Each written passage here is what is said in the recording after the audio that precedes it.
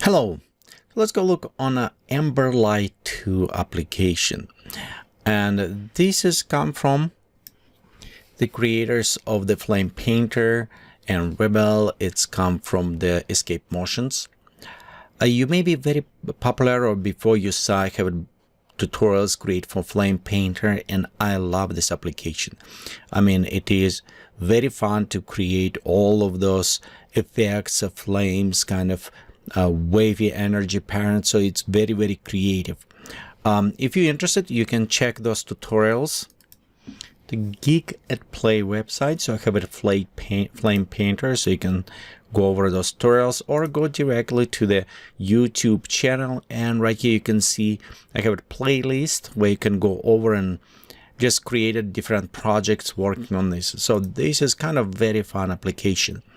Amberlight, they took a step more. So that says, okay, well, we have it very great to create all of these beautiful images with a fractal or generated. Let's go to animate them. And it does create very interesting effects. It's somewhat limited. It's more an artistic creation than you can use the everyday tool. However, it is very creative tool. Okay, so let's go look over what we have on the screen. And if you worked before with Flame Painter, you find somewhat similarity and familiar interface in some areas. However, some animations and things, this is additional tools. Let's go look over very fast. So what we have? We have a simple drop-down menus, and they're very intuitive, very easy to use. However, one thing what I found, place where I need to actually go in documentation and look, it's when you're going inside and you want to render your animations.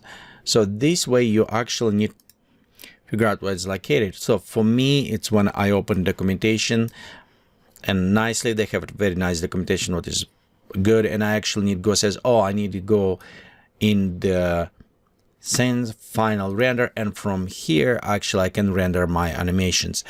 For me, intuitively, it will be in our file drop down. It's where majority have Adobe and all other applications. So as we have right here, export, import image, it should be around here as well, export animation menu. So that will be more intuitive for the user to use it. However, as I said before, if you stumble on some few things with interface, how it's work, where to put it, just be sure open manual. They have a very nice documentation about this. Go check and check what to do. As well, I'm preparing some set of tutorials about this application, so we're going to create it different ways, and we'll see how it will. Just go and explore how it's work and go to all properties. So right here you have it, same things in a sense. You have it control over how many fields you have it, and you can see right there we can add more of some of those fields, location for them. We can modify them, repulsion, impulsion, all these similar things as we have it before. And they're also, okay, so you can modify those. All of those parameters you actually can do directly from typing numbers if you like to do this.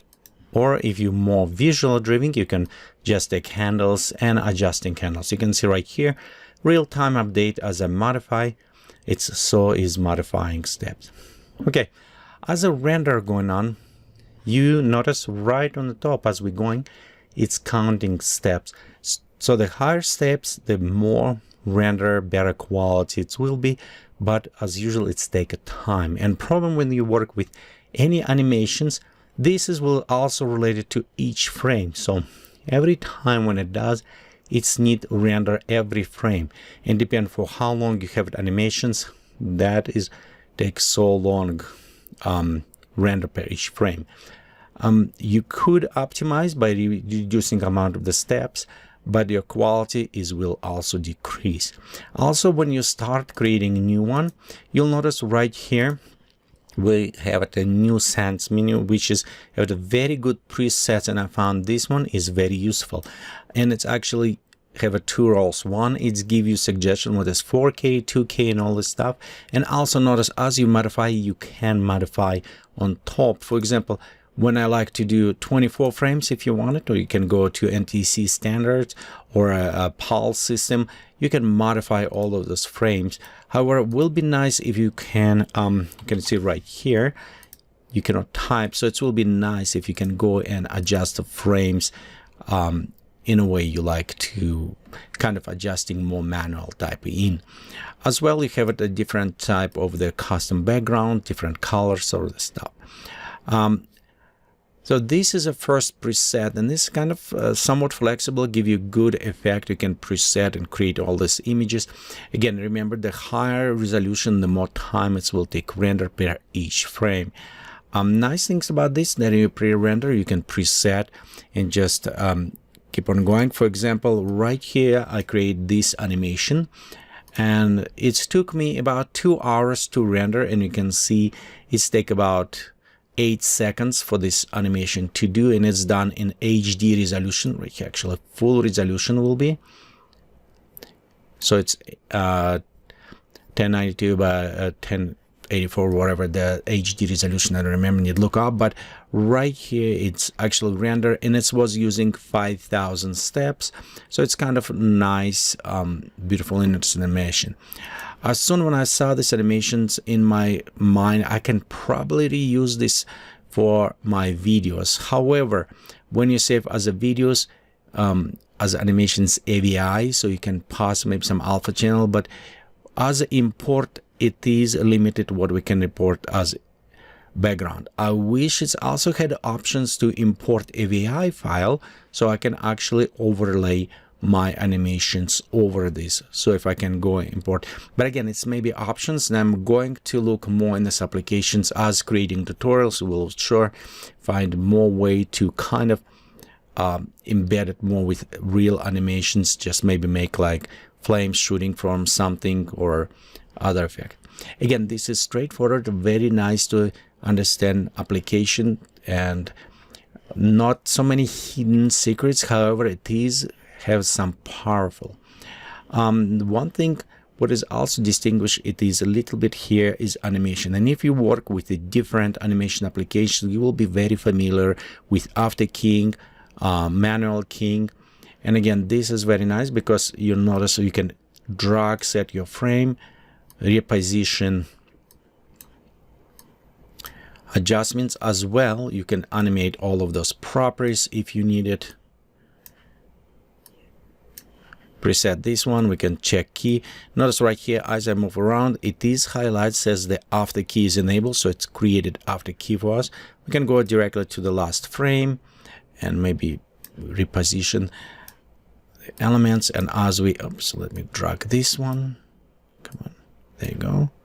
Okay, let's drag this one. So, and you can notice as I'm positioning them,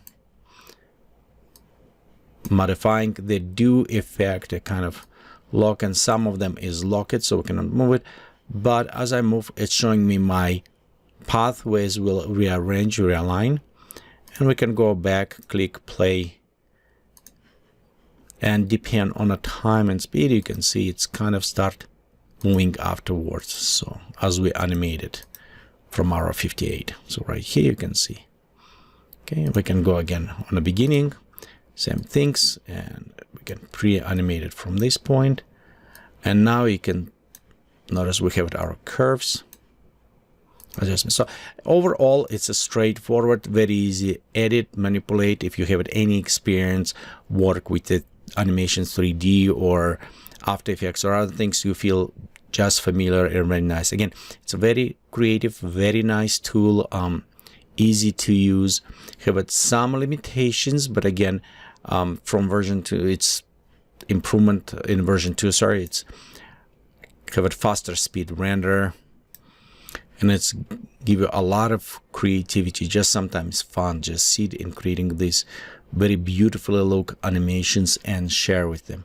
Again, you can go to the escape motions, you can download the demo, play around, see if you like it, and it's not really expensive, so you can download it and create full resolution images and share this animations and share with other people. Overall, I will say this application's rate about on a level for me high, between something maybe A minus, and the reason is only because so far, again, I found some in menu little bit need local documentation, so it's just how intuitively it's done.